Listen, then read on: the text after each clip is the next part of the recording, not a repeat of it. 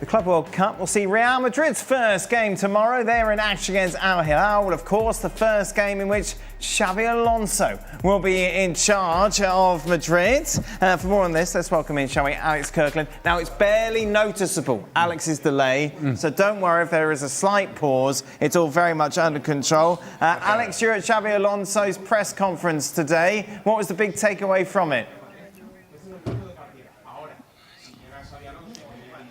Yeah, that's right, Dan. You join me here from the press conference room at Miami's Hard Rock Stadium. A long and really quite interesting presser from Xabi Alonso, talking about all sorts of different topics. And the big sort of questions from a lot of people, well, what have you done? What have you seen in terms of what you need to change about this team, to implement in this team in the relatively short time you've been with the squad? Because, of course, it was just, I think, 6 days training in Madrid, just a couple of training sessions here in Palm Beach Gardens. He said the key thing for him in terms of what he wants to improve with the team was talking about where the players are on the pitch, the positioning, making the team more compact, making them harder to break down, making sure the players know exactly where they need to be in different phases, both with and without the ball. He said he was really happy with the work done in the transfer market. He described Trent Alexander-Arnold and Dean Howson as top players who can make an instant impact. They can fit straight into the team. He made it sound like they might well be involved in terms of starting tomorrow, potentially, because he said they've fitted right in straight away. Asked about Jude Bellingham, he said, again, the key for Bellingham, he said, is about him knowing what sort of his starting position should be, because he likes being in the centre of the pitch, he likes getting to the box, but he can't be covering too much ground because that limits his effectiveness. So lots and lots of different topics from Xabi Alonso, and it's going to be fascinating to see what team he picks tomorrow, the shape of the team against Al Hilal in this opening game as well, and the first sort of clues that we're getting about what Xabi Alonso's Real Madrid are going to look like. And he's going to be judged straight away.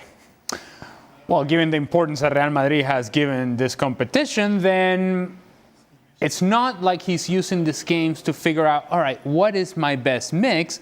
While he's doing that, then there is the obligation not just to compete, but to win this whole thing. Such is the commitment of Real Madrid, such is the decisions that they have made in postponing the shoulder surgery for Jude Bellingham, in bringing in these players, in bringing in Xabi Alonso. They have made this tournament a priority. And so therefore, if it is a priority for Real Madrid, it means that the only thing that is acceptable is winning the competition. And so while there is a process and a period of evaluation coming up for Xabi Alonso in terms of what he wants to do with the players, and yes, there's going to be a period of time in which the players are going to have to acclimate themselves with what Xabi Alonso wants them to do, that period has become very short. And now it's not just acclimating yourself to what Xabi Alonso wants you to do. It's about winning while acclimating yourself. Not easy to do, but that is the job of Xabi Alonso, and that is the job of these players. And normally, Shaq, obviously, over the last few years, for example, they've come to the States.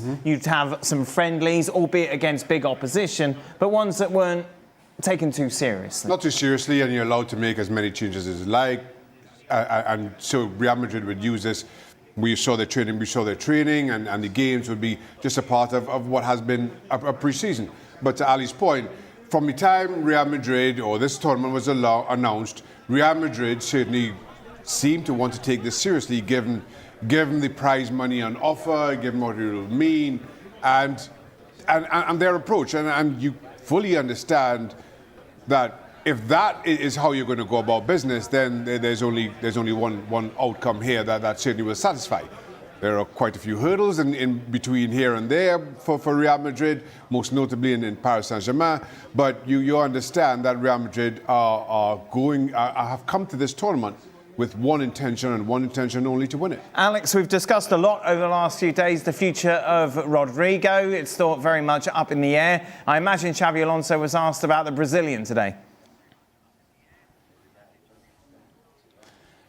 Yeah, he was, because last time we'd heard from Xabi Alonso, he had said, look, I'm going to talk to Rodrigo. So naturally the question today was, well, have you spoken to him? And what did he say? And he said, yes, they've had a good chat, they had a long conversation, talked about how Rodrigo basically kind of disappeared from the team ever since the Copa del Rey final at the end of the season, wasn't involved at all. He admitted Rodrigo hadn't been happy, but he said, look, he looks enthusiastic, he looks keen, he wants to be a part of this. He admitted, of course, another thing is what you see on the pitch in terms of what he does out there. But all the signs so far is that Rodrigo does want to be a part of this Xabi Alonso project. Now, of course, it's a long summer. A lot of things can happen. It'll depend what kind of opportunities he gets, if he's playing, what position he's playing in, because we know that he doesn't like playing on the right-hand side where he tends to feature. He'd rather play on the left, but that's difficult at Real Madrid. So, like I say, this might be one that runs and runs. But certainly today, Xabi Alonso was trying hard to make clear that, look, Rodrigo wants to be here. He's excited. He's enthusiastic about this new era, and he's going to be a part of this team. The other big line today, Dan, we should say as well, is about Mbappe.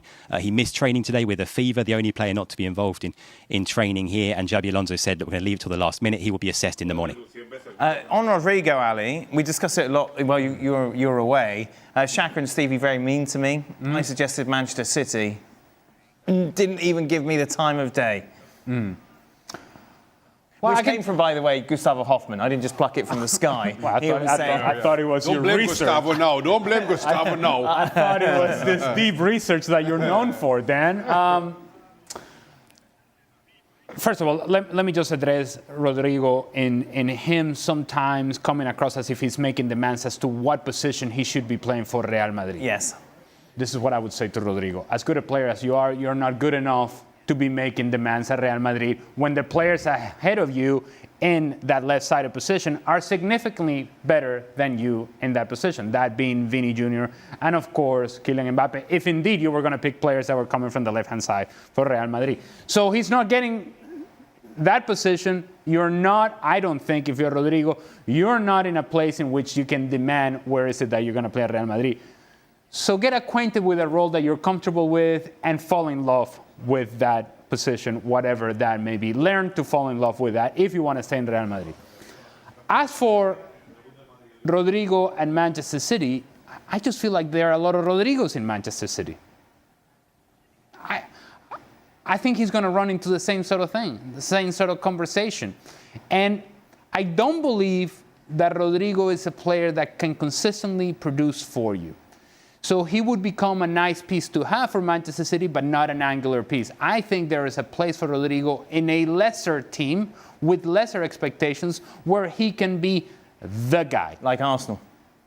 Okay, wow. All right. Well, no, that was the other team that came out. Oh, come on, it's the other team. Calm down, Arsenal fans. I know you finished above City. Oh, boy. I was going to give the example, not quite of Arsenal, but give the example of Isco at Betis. Wow, that's a bit of a drop, Ali. But that, I think, is what I believe Rodrigo can be the guy, the player, the angular piece. And in that team, he can demand where he can play and where he wants to play. He cannot do that at Manchester City, cannot do that in Real Madrid, and I don't think that he can do that at Arsenal. Meanwhile, once again, we're in a summer in which Nico Williams dominates the front pages of the Catalan newspapers about whether or not he will be heading to Barcelona this summer. What's been going on over the last couple of days, Alex? Yeah, well, the latest sort of line out of Barcelona is that it looks like Nico Williams, of all the candidates to sign him, his potential suitors, there's been talk of Bayern, there's been talk of Arsenal as well, as that he would prefer to go to Barcelona. Now, the problem, of course, is do Barcelona have the finances? I'm sorry to do this again, like last summer. Do Barca have the finances to sign him? Last summer, Nico Williams ended up disappointed and a little bit angry, I think, with if it's up to him, I think he'd be on the move this summer, and I think Barcelona would be his preferred destination. But that's a very different thing from saying that Barca are in a position to get this done. Alex, good man. Thank you very much. Just a reminder to keep up to date with all the latest transfer news. Be sure to check out Transfer Talk, which is available over on the website to give you all the latest on the ins and outs of some of those big moves. Yeah, 2-2, thoroughly entertaining tie there. The spoils shared. Just a reminder how things then look in the group after that 2-2 draw. Well, it's a point apiece. They're all chasing Bayern Munich, and that will be Boca's next appointment. And speaking of Bayern, Alexis Nunes has been hanging out with the squad, and she caught up with the latest addition to the team, Jonathan Tah. Yona, thanks you so much for speaking to us. A new jersey, a new crest on you. You're already one game in. In terms of expectations for this Club World Cup, it's been a long season where we played a lot more football than we're used to seeing. What's the expectation, like on a personal level, and for the club to win it all? It's hard after a long season like that, but I think when we go back to where we come from, and we used to play on the streets, as a child, and we were never tired. So I kind of try to have that mood, like enjoy football. That's our passion. So that's my way to put that mature head that is maybe tired. I put that away and just enjoy football. So for you then, has it just been easy to go straight from one season into another travel and another long tournament, another hot tournament? I wouldn't say it's easy. It's hard, of course.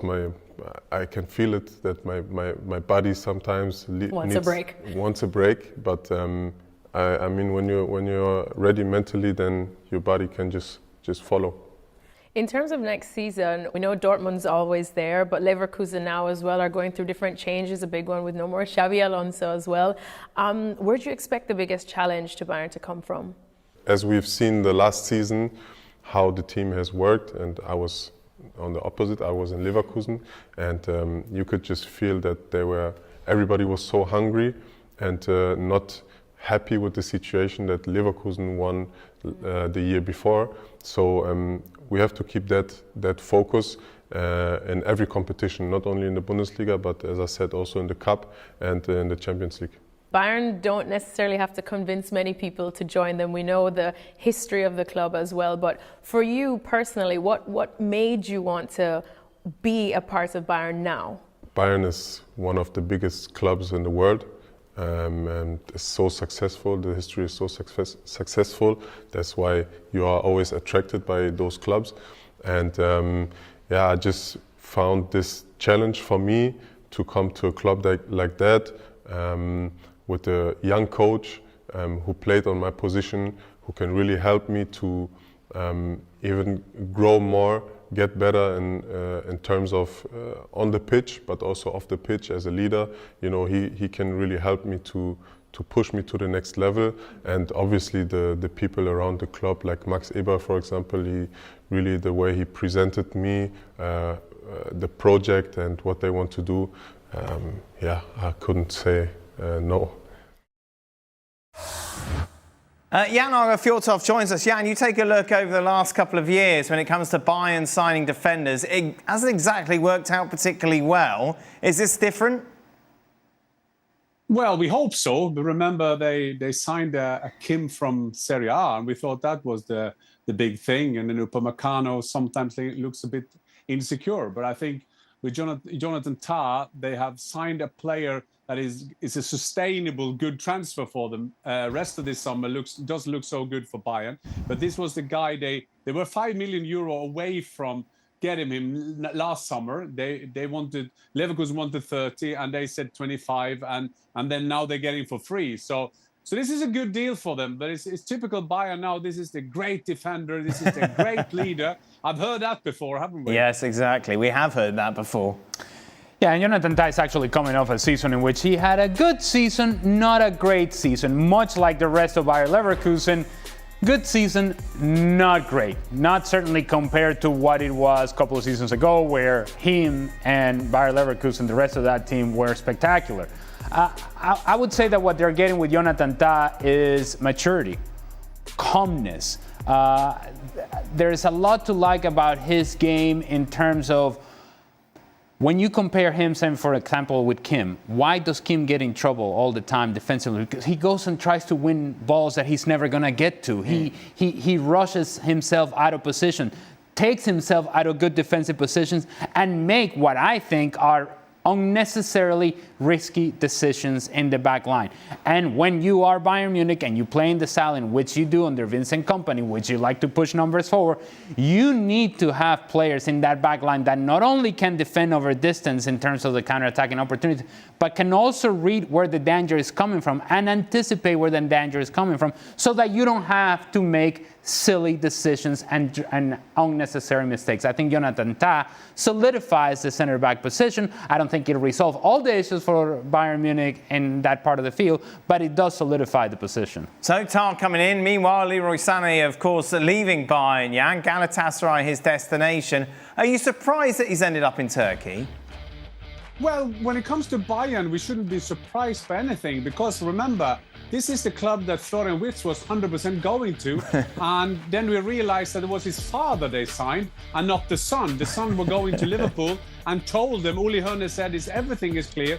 Leroy Sané, we were told, it was too expensive. Then they agreed with him. Then he changed his agent, but they said, no, we'll get him. And now he's by Galatasaray.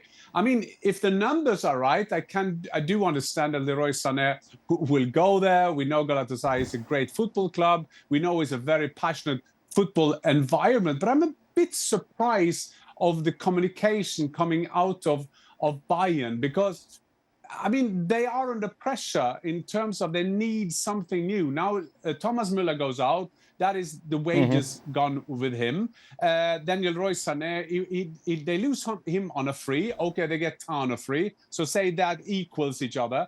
But I think the expectation among the football fans of Bayern is to get a big one in, because you have a Gnabry, you have a Koeman, but they don't excite you anymore. Sorry to say that. I mean, they are good players. They will score their goals. They will make their assists. They will win the championship. But I mean, the target for Bayern Munich is always to win it. And you talked about Williams earlier in this show, and they thought they would get him.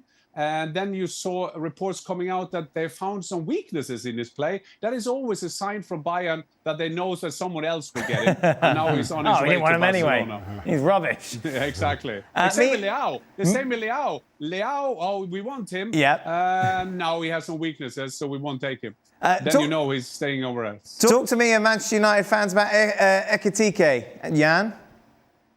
Interesting signing in terms of that after Marmoush left Eintracht Frankfurt, he had to be the leader. And he took that role brilliantly, took them into the Champions League. I won't say that Hugo is a typical number 9. He is more than that. But Manchester United can fit the bill. It can also fit the bill for Eintracht Frankfurt, who are masters in selling players for a great amount of money.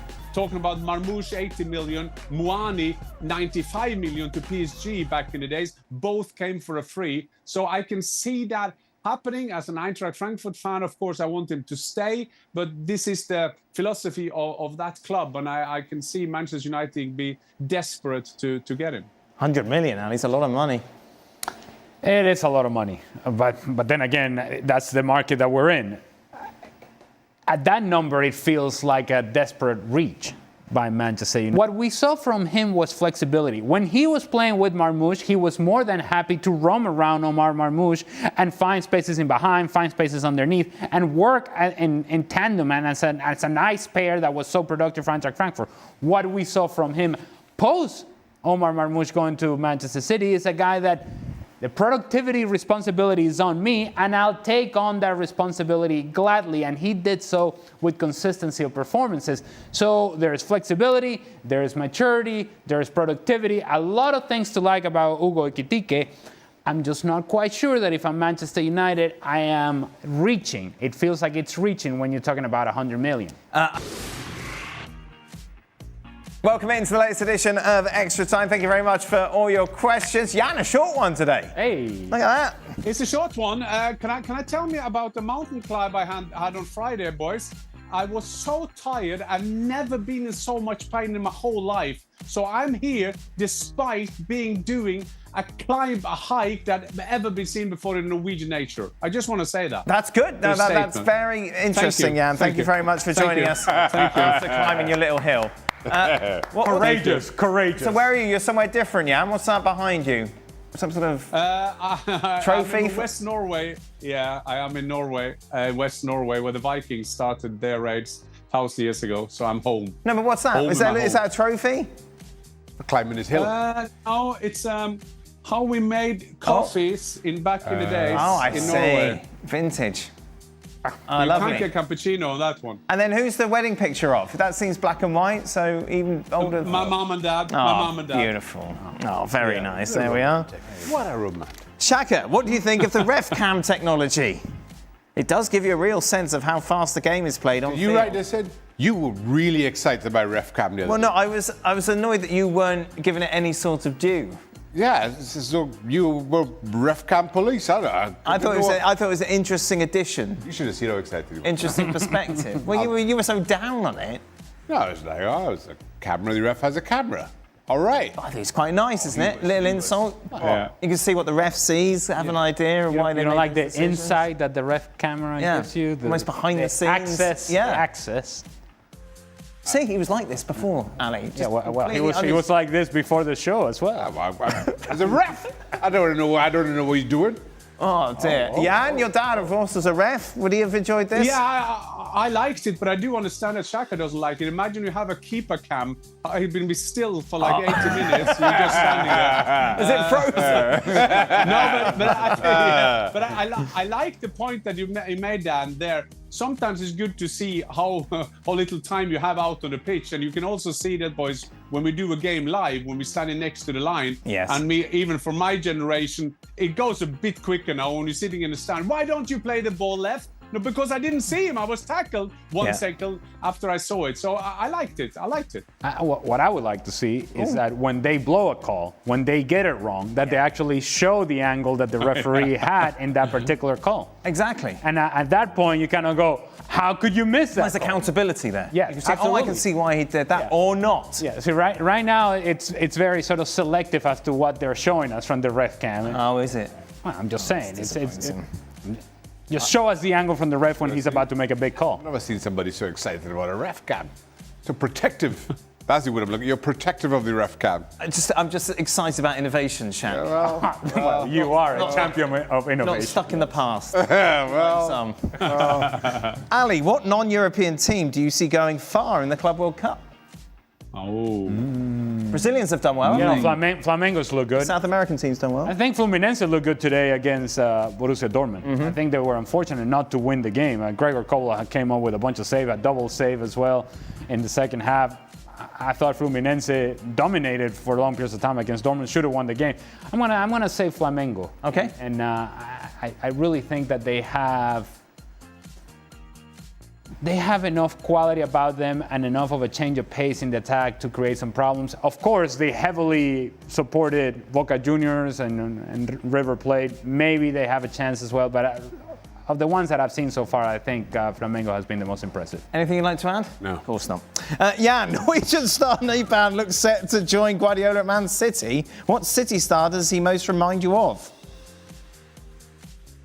Interesting question. Sverre Nypan, he was on his way to Aston Villa. He got the same agent as Haaland, Raffaella, from Italy. And I was a bit surprised that he gone to Manchester City now, but what we do understand is that he will go on loan for a year. So they want to secure his services. He hasn't had a good season in Norway so far, must be said. But who?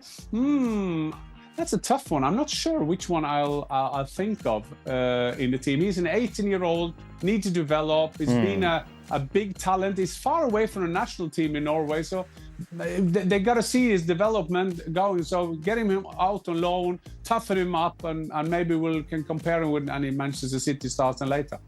Shaka, was the John Hartson kick on Berkovic the worst training ground spat you've seen as a player? Or do you have a few tales to regale us? Which has been declassified by the passage of time. Nah, I think that was the worst. Just take us through exactly what happened. So we were training, and Isle is small. It's only your size, Dan. Right. Okay. Wow. So average height. Charming, Average. quaint. He would be able to swing his legs sitting on this chair as you do. Wow. John Well, that's Hartson, unnecessary. considerably bigger.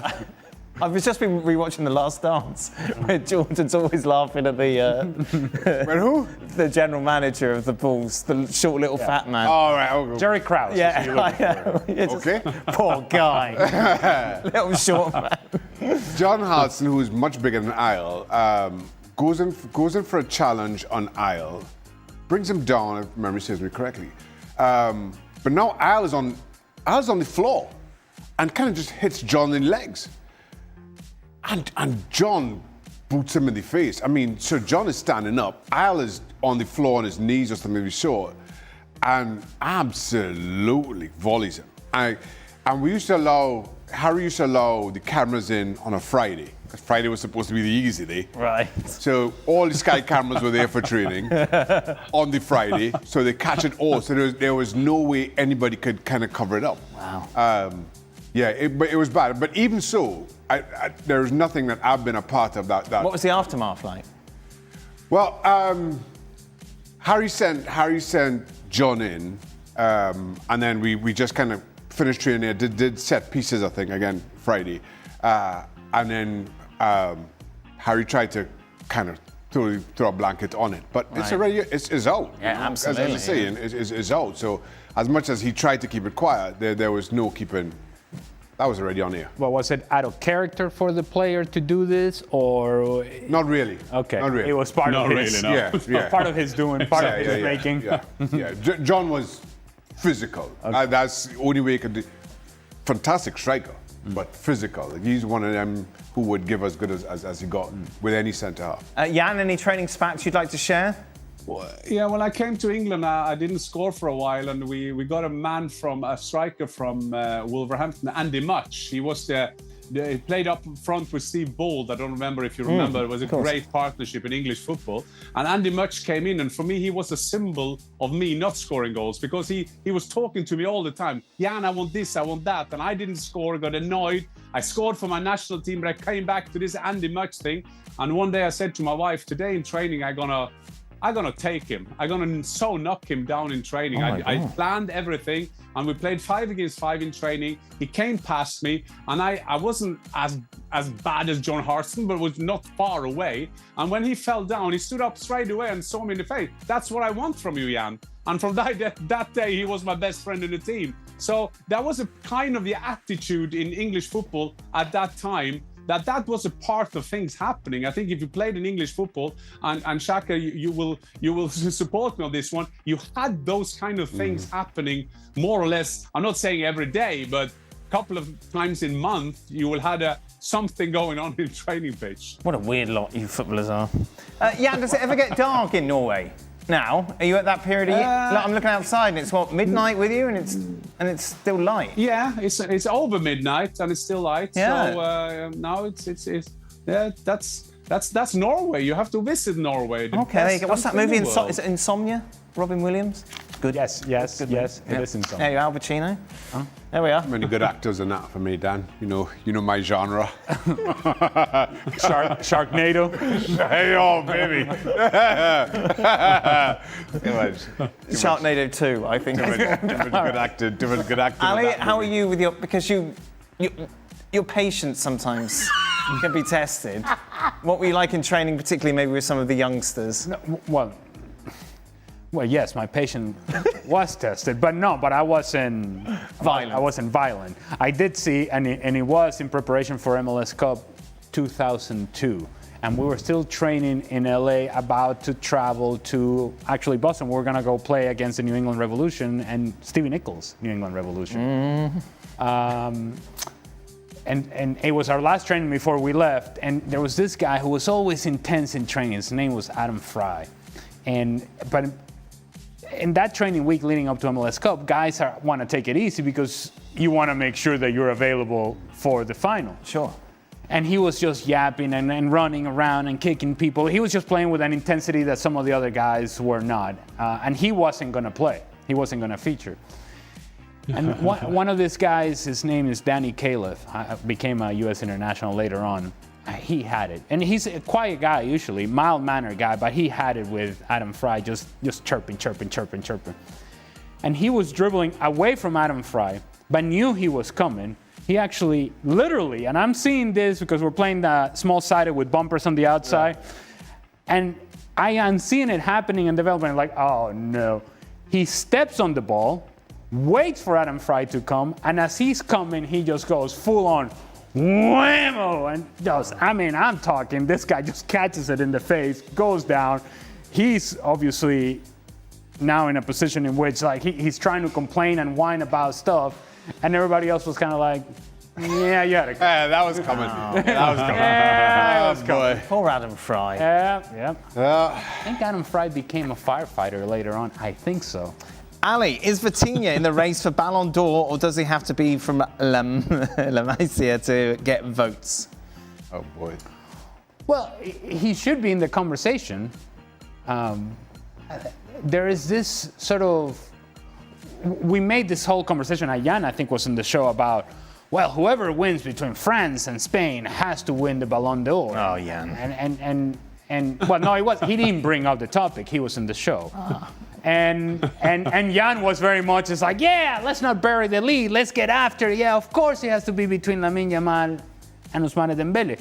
And that whole conversation has been railroaded into Lamine Yamal and Ousmane Dembele at the expense of guys like Vitinha, who you can argue was probably more important to PSG in terms of who PSG was as a team in regards to the way that they control, in particular, the way that they controlled the final against Inter. I would give votes to Vitinha. I still think Lamine Yamal is going to win it and should win it. We've seen fans from South America and North African clubs take over the stadiums. The only people who don't seem to care for this tournament are Europeans who suffer from superiority complex. Ali and Shaka, can you tell the Englishman Dan to stop being so arrogant over the Club World Cup? I think that's a little bit unfair. I think they've put me in a box that I don't belong. I don't think I've been arrogant about the Club World Cup. You love the ref cam? Selfishly, it's actually quite good for us because what the heck else would we be talking about right now? So Real Madrid are playing tomorrow. It's a nice vehicle to discuss Xabi Alonso, to discuss Trent Alexander-Arnold. So I don't think I'm quite in the box that you want me to be. Well, I agree with that. I'm happy to blame you for anything, Dan. Yes. But you're right. You don't bear any blame on this. Yes. What I would tell you from the South American team and a South American perspective is that when the Intercontinental Cup used to be played back in the day, and it was the champion of Copa Libertadores against the champions of what was Champions League at the time. Yes.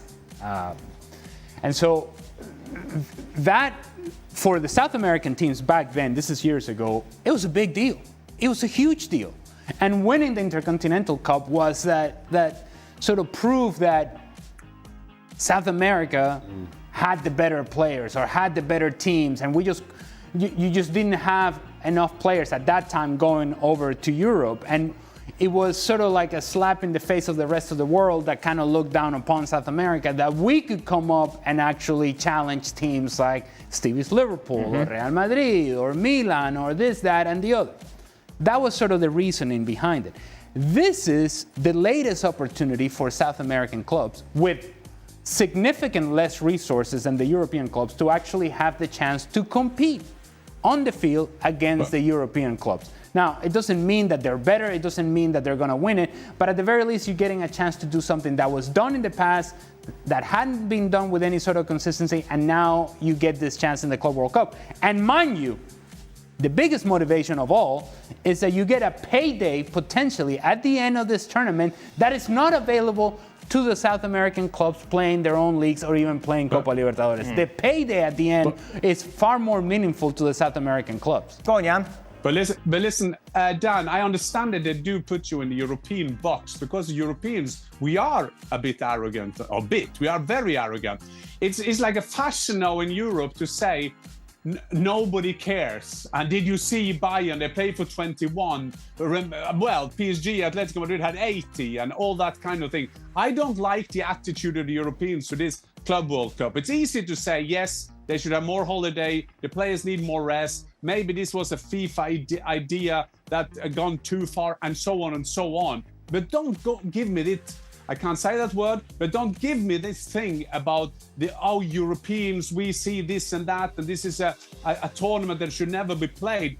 When Boca Juniors, I mean, look at the things that we've seen. I mean, that is a fantastic advert for football. And we'll see now what I think will save this in terms of European kind of perspective is that Real Madrid and Manchester City, if they win this, this is going to be spun to save the season, the best trophy of the world.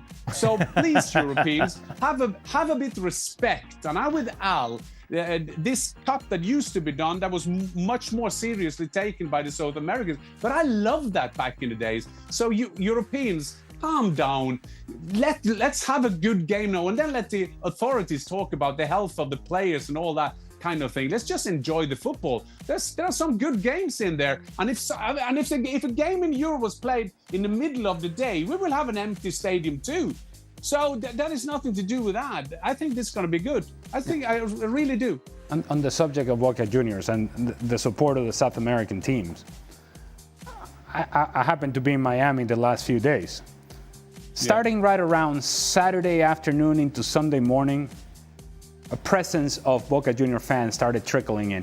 By Sunday afternoon, they had taken over everywhere in the city.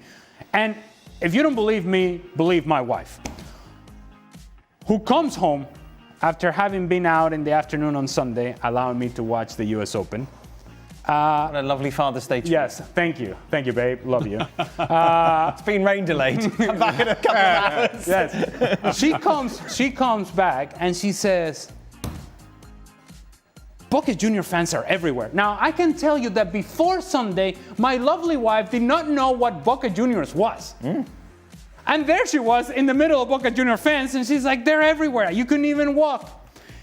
They were everywhere in the city. They were in Brickell City Center, which is an open-air mall in Miami. They were in South Beach. They were everywhere. They were in Lincoln Road, which is also in South Beach.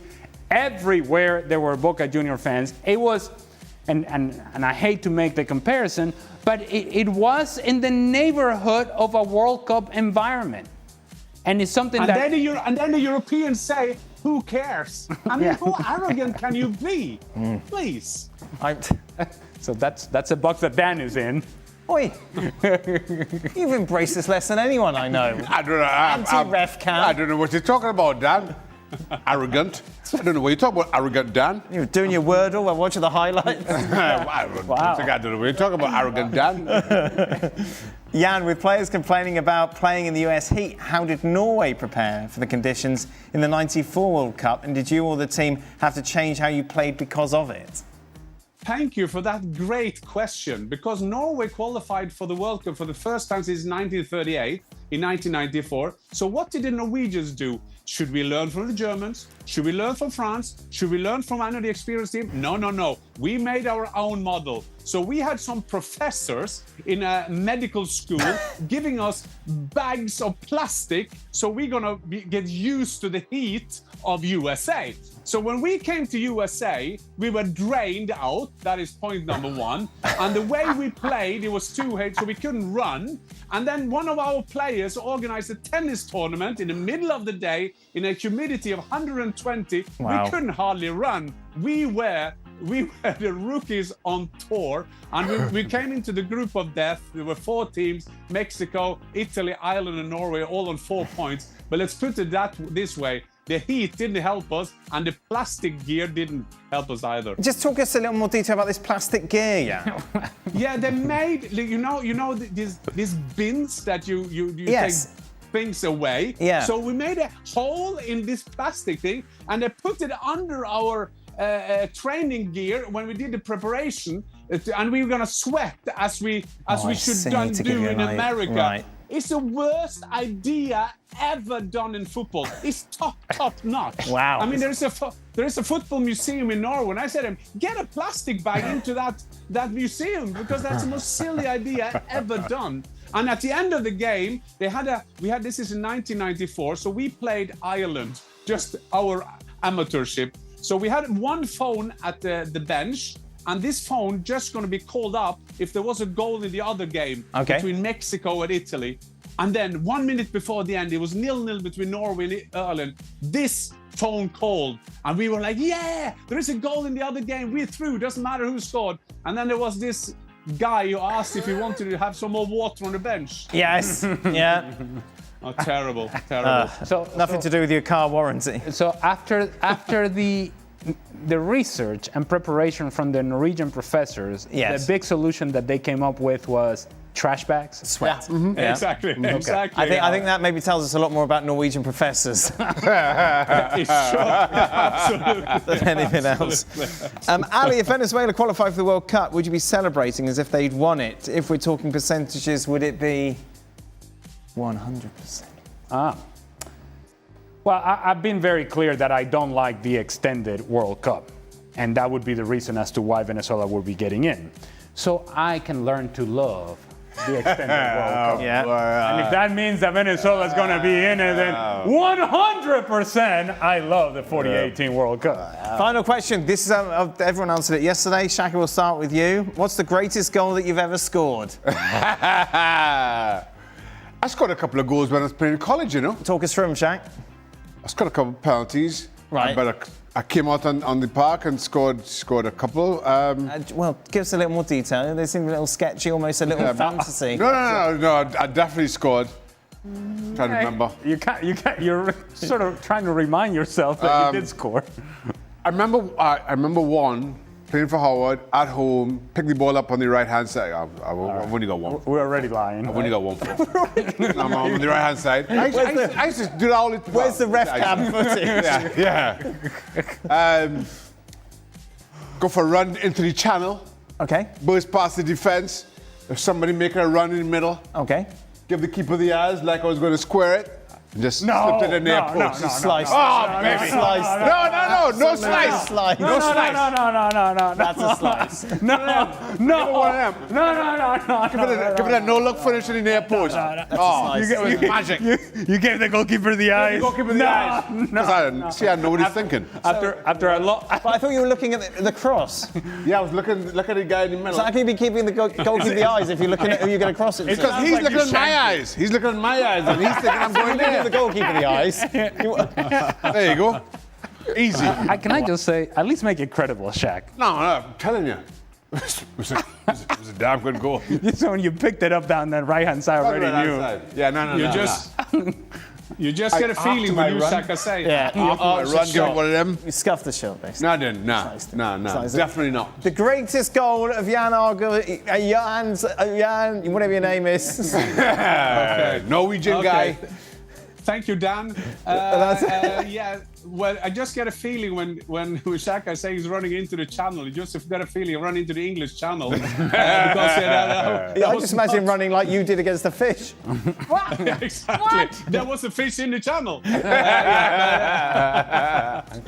I think that as I am speaking today from West Norway, this is my home village. When I made my own little trick with this overturn. They call it in Germany, they call it the Übersteiger. And two of the most important goals I've scored in my life was for Norway when we qualified for the '94 World Cup when he saved Eintracht Frankfurt. I did this against the goalkeeper with an overturn and then I put it in the corner. I didn't give him the eyes, I gave him my leg, Xhaka. Wow, so I think Right. I give him the eyes. What did you give a goalkeeper? Well, most important with the national team, game winner against Ecuador at home when we were under a lot of pressure. Coach was about to be fired. He made 7 changes. I was one of those changes after having lost to Brazil 4-0 and to score the game winner. Then obviously put me in a different level altogether.